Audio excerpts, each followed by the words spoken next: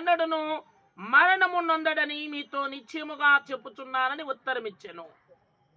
యేసు ప్రభులు వారి మాటన తర్వాత అక్కడున్న వారు అన్నారు, ఏమయ్యా పిచ్చోడి, దెయ్యం బట్టి మాటలు మాట్లాడుతున్నావు నువ్వు, ఇది నువ్వు మాట్లాడడం కరెక్ట్ కాదు అని అన్నారు. యేసు ప్రభులు వారి దానికి నిజంగా ఎవడో మరణం నందడరా అన్నాడు. వాళ్ళే మా తండ్రి అబ్రహాము వీళ్ళు చచ్చిపోయారు, దావీదు గారు కూడా ఈ మాట అన్నాడు అని వీళ్ళు అన్నారు. ఇప్పుడు నా టార్గెట్ ఏంటంటే ఎన్ని మరణాలా ఎన్ని జన్మలా అనేది కాదు, మాట గైకునుట, మాట ఆలకించుట. మాట ఆలకించినట్లయితే రాత్రి చెప్పాను, మాట గైకున్నట్లయితే మరణము తప్పింపబడుతుంది. ఏ మరణము తప్పింపబడుతుంది? ఆత్మీయ మరణం తప్పించబడుతుంది. ఆత్మీయ మరణం తప్పించబడుతుంది. అయితే ఈ దినాన ఎవడు ఆయన మాట గైకుంటాడు? అందరూ ఆయన మాట గైకొనలేరండోయ్. వాక్యం చెప్తున్న మాట యోహాను సువార్త 18వ అధ్యాయం, ఒక మాటని చదవండి. యోహాను సువార్త 18వ అధ్యాయం చదువుతున్నాను, ఆలకించండి. యోహాను సువార్త 18వ అధ్యాయములో రాయబడిన మాటను ఒక్క మాటని చదువుతున్నాను. 18వ అధ్యాయం 37వ వచనము. 18వ అధ్యాయం 37వ వచనాన్ని చదువుతున్నాను, ఆలకించండి మాటని. అందుకు పిలాతు, నీవు రాజువా అని ఆయనను అడగగా, యేసు, నీవన్నట్లే నేను రాజునే, సత్యమును గురించి సాక్ష్యం ఇచ్చుటకు నేను పుట్టి తిని, ఇందు నిమిత్తమై ఈ లోకమునకు వచ్చి తిని, సత్య సంబంధి అయిన ప్రతివాడును నా మాట వినును. ఎంత బాగా మాట్లాడాడు ఇక్కడ. పిలాతు దగ్గరికి తీసుకెళ్లిన తర్వాత పిలాతు గారు మాట్లాడుతున్నాడు. పిలాతు గారు మాట్లాడుతూ ఏమంటున్నాడు ఇక్కడ? ఇదిగో పిలాతు గారు మాట్లాడుతూ, అందుకు నీవు రాజువా అని ఆయన అడిగాడు. యేసు ప్రభులు వారిని నిలబెట్టి యేసు ప్రభులు వారితో మాట్లాడుతున్నాడు. యేసు ప్రభులు వారితో మాట్లాడుతూ, నువ్వు వీధులకు రాజు అంట కదా, నీవే రాజు అంట కదా అని అడిగినట్టు నువ్వు అన్నట్టే నేను దేనికి వచ్చానంటే సత్యమును గురించి ప్రకటించడానికి వచ్చాను, సత్యమును గురించి సాక్ష్యం చెప్పడానికి వచ్చాను. సత్యము కోసమే నేను పుట్టి తిని, సత్యమును గురించి సాక్ష్యం ఇచ్చుటకే నేను పుట్టి తిని, ఇందు నిమిత్తమే ఈ లోకమునకు వచ్చి తిని. నన్ను ఎవరన్నా నా మాట గైకుని వాడెవడన్నా ఉన్నాడంటే సత్య సంబంధి మాత్రమే గైకుంటాడు. యేసు ప్రభులు వారి మాట ఒకడు వింటున్నాడు అంటే వాడు సత్యానుసారి అయి ఉండాలి. వాడి సత్యాన్ని అనుసరించడానికి ఇష్టపడే వ్యక్తి అయి ఉండాలి. యేసు ప్రభులు వారి మాట గైకునాలి అంటే, యేసు ప్రభు మాట ప్రకారం జీవించాలి అంటే, యేసు ప్రభు మాట ప్రకారం బ్రతకాలి అంటే వాడు సత్యాన్వేషి అయి ఉండాలి.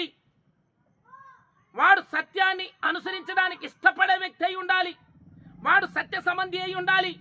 వాడు చీకటి సంబంధి అయి ఉండకూడదు, సత్య సంబంధి అయి ఉండాలి.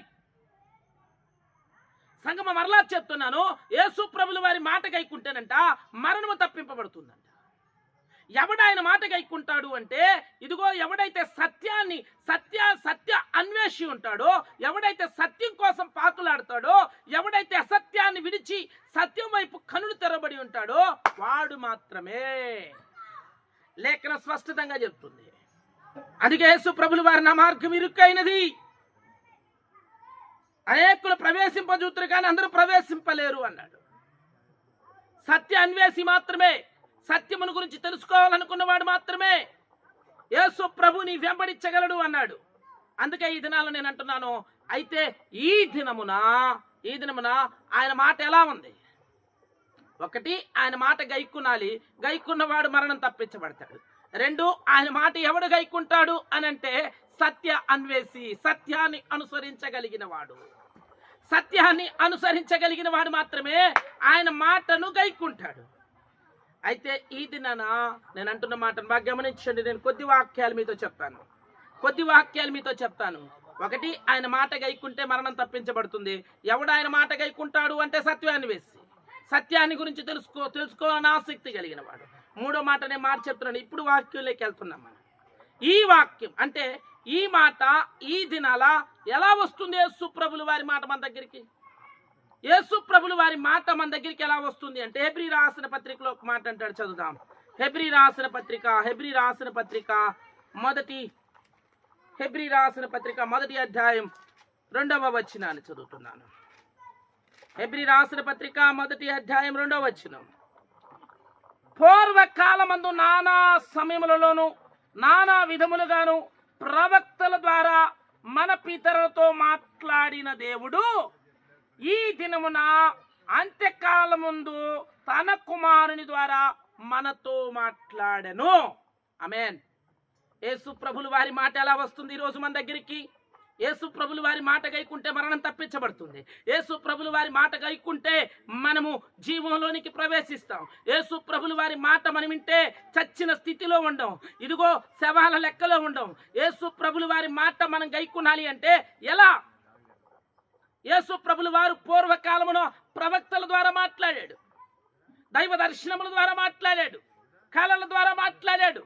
కానీ ఈ దినాన ఎలా మాట్లాడడానికి ఇష్టపడుతున్నాడు అని అంటే, పూర్వకాలమున నానా విధములుగా మాట్లాడిన ఆ యేసు ప్రభులు వారు ఈరోజు తన కుమారుని ద్వారా మాట్లాడడం,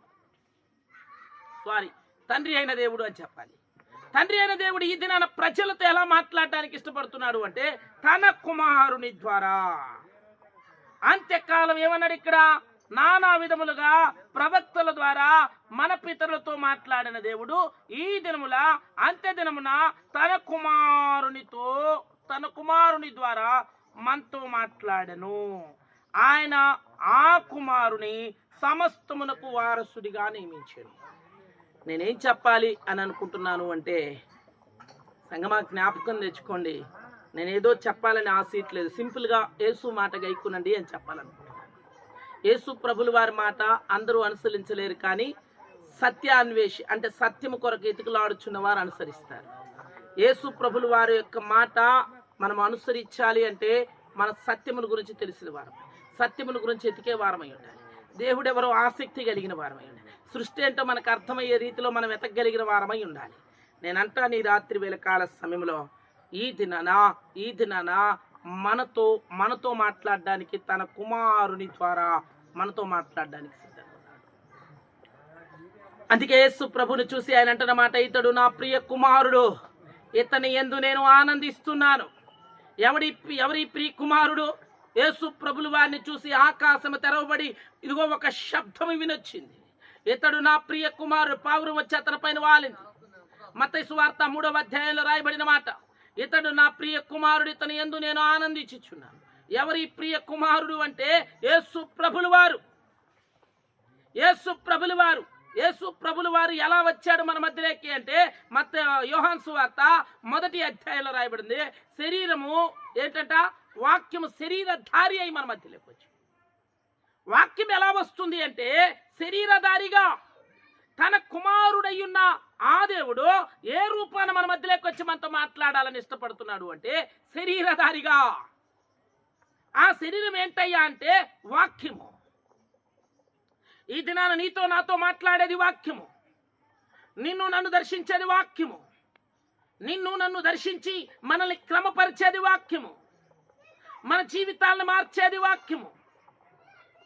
అంత్య దినముల యందు ఇదిగో రాయబడిన పూర్వకాలమందును నానా విధములుగాను ప్రవక్తల ద్వారా మన పితరులతో మాట్లాడిన దేవుడు ఈ దినముల యందు అంత దినము తన కుమారుని ద్వారా మనతో మాట్లాడెను. ఆయన తన కుమారుని సమస్తమునకు వారసునిగా చేశాను.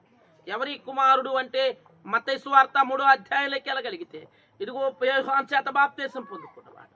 యోహాను చేత బాప్తీసం పొందబడి ఆకాశం తెరవబడి పావురం వచ్చి తన భుజం మీద వాలి ఇతడు నా ప్రియ కుమారుడు అనే శబ్దాన్ని విన్నా.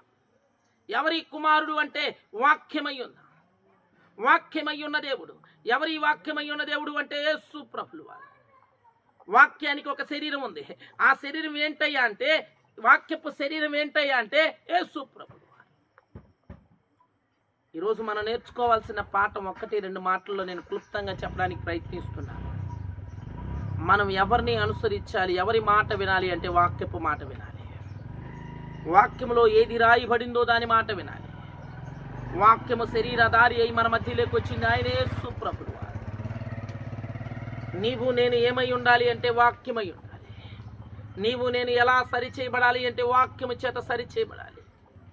నీవు నేను మన జీవితాలు ఎలా కట్టుకోవాలంటే వాక్యము చేత మాత్రమే కట్టబడాలి. సంగమా, ఈ రాత్రి మరొకసారి చెప్తున్నాను, వాక్యము శరీరధారి అయి నీ మధ్యలోకి వచ్చినప్పుడు, వాక్యము శరీరం ధరించి నీ మధ్యలోకి వచ్చినప్పుడు దాన్ని స్వీకరించే మనస్సు నీకు ఉండాలి. వాక్యానికి శరీరధారి అయి మన మధ్యలోకి వచ్చిన యేసు ప్రభుని స్వీకరించే మనస్సు మనకు ఉండాలి. నాతాను ప్రవక్తను గురించి